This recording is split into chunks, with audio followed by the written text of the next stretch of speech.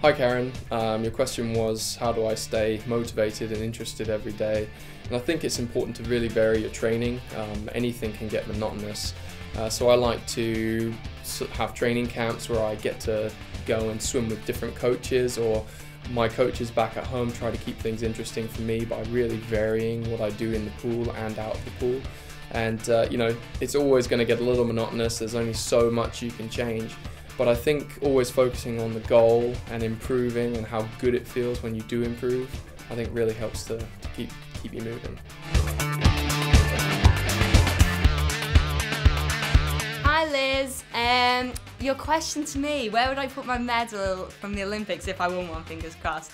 I'd probably get it taken off me by my mum, and she's got a nice little display cabinet of all my medals in her house, so it'd definitely go in there because she thinks that I lose things like that, so she'll be the first person to take it off me as soon as I got off the podium, I think.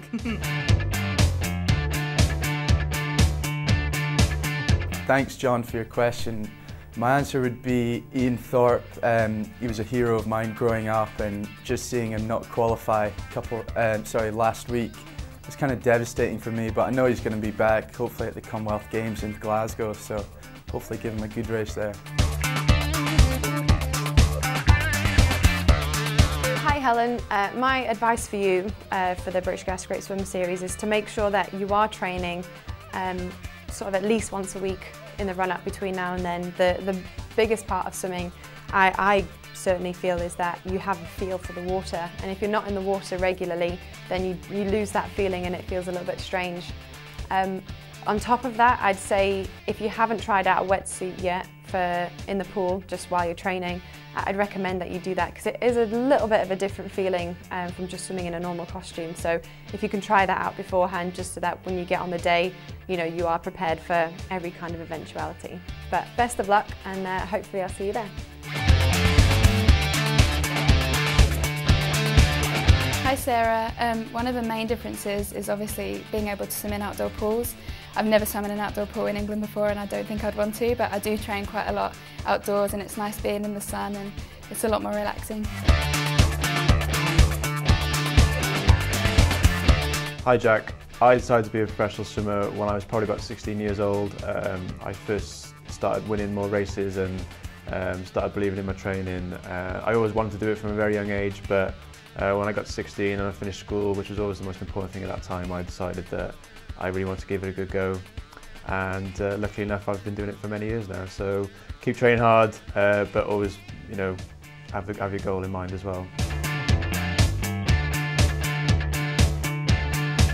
Hi Catherine, thank you very much for your question, and that's actually a really good question. As a swimmer, being in the chlorine a lot, your hair tends to go a little bit dry and a bit awry, and I do highlight my hair as well, so that kind of adds to the nest form that sometimes I get when I take my swimming hat off. There are definitely a lot of products out there that you can use, and it's a little bit of trial and error, but I find using the VO5 hot oil, it has been stated to remove 75% of chlorine out from your hair, and then using whatever shampoo you normally use or your hair is used to afterwards. It really does help.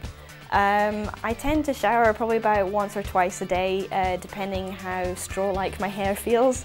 But Saturdays with my day off, I definitely treat my hair to definitely a long hot soak, the hot oil and the full sort of shampoo and conditioner, and blow dry it and try and look after it.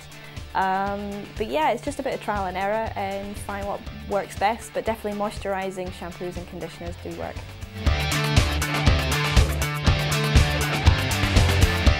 Hi Karen, I guess how I keep interested and motivated is just doing something I absolutely love. Like, I've been swimming for kind of over 10 years now, and I still love getting up. It's kind of obviously hard getting up at 5:15 in the morning, but you just do it when you do a job that you love. And for motivation, what more motivation do you need than a home Olympics? It's just absolutely incredible that we have kind of the summer coming up and that I've qualified, so I don't think anyone needs more motivation than that.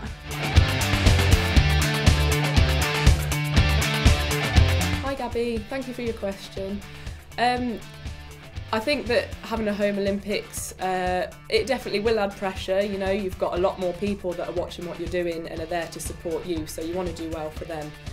as well as yourself. But at the same time, having everyone cheering for you and willing you to do well, it can only make you feel proud to be competing for your country, and hopefully when you do well, everyone will feel proud and you know, celebrate with you.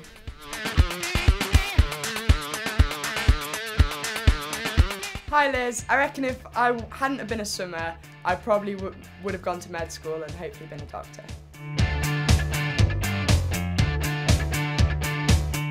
Hi Peter, good question about Exeter Chiefs. I'm a big fan. I go back and watch all the time and you know, support them via Twitter and such like when I'm away. But if I was a rugby player, I'd probably play winger. I'm quite fast, quite powerful, but those guys are pretty big. You know, when I was younger, I used to play as a winger myself, but it became, was it swimming or rugby, and swimming took over, unfortunately. But obviously, I still support the Chiefs, and come on.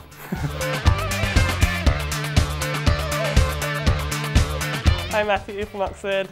Yes, I have hit my head quite a few times, especially when I was in Australia once. There was a cyclone and the flags were sort of 3 metres from the wall instead of obviously the 5 that they normally are. So I took about 3 extra strokes and straight into, hurt my hand on the top and hit my head on the wall.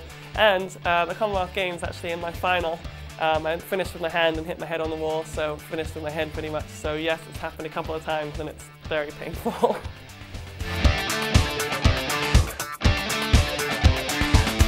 Hi Beth, thanks for your question.